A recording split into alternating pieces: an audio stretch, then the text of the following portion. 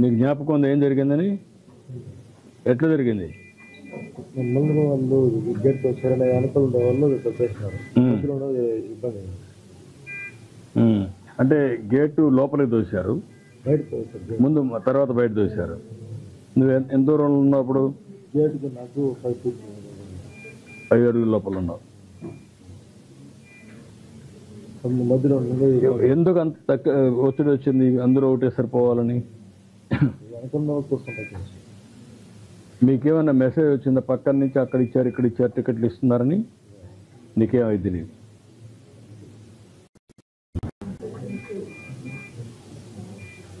ఎన్నిసార్లు వచ్చావు? 6సారి. మా ఎప్పుడు నేరుగా వెళ్ళిపోయాడువే, కిందికి వచ్చాడువే? ఇదే మరిగా వచ్చి తీసుకున్నాడు, ఇక్కడ కింద నుండి తీసుకెళ్ళాడు. 45 సంవత్సరాలుగా నేను రాజకీయాల్లో ఉన్నాను. తెలుగుదేశం పార్టీని అధికారంలో 23 సంవత్సరాలు ఉన్నాం, సమైక్య ఆంధ్రప్రదేశ్లో కానీ ఇప్పుడు మళ్ళా నేను సీఎంగా ఉన్నాను, లేకపోతే అపోజిషన్ లీడర్గానే ఉన్నాను. ఎప్పుడు కూడా ఇలాంటి సంప్రదాయం రాలేదు.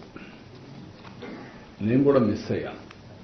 ఈరోజు తిరుపతిలో టోకన్స్ ఇచ్చి అక్కడ సరి అయినటువంటి సెక్యూరిటీ మన వాళ్ళు పెట్టారు, కానీ ఇంకా ఎక్కువ ప్రికాషన్స్ తీసుకోవాల్సింది.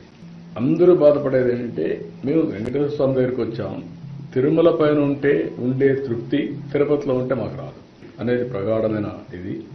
కొన్ని సమస్యలు అప్పుడు చేసినట్టన్నీ కూడా ఇంకా వెంటాడుతున్నాయి. ఇప్పుడు ఉదాహరణ 10 రోజులు ఇప్పుడు తీసుకున్న నిర్ణయం కాదు, అప్పట్లో తీసుకున్న నిర్ణయం.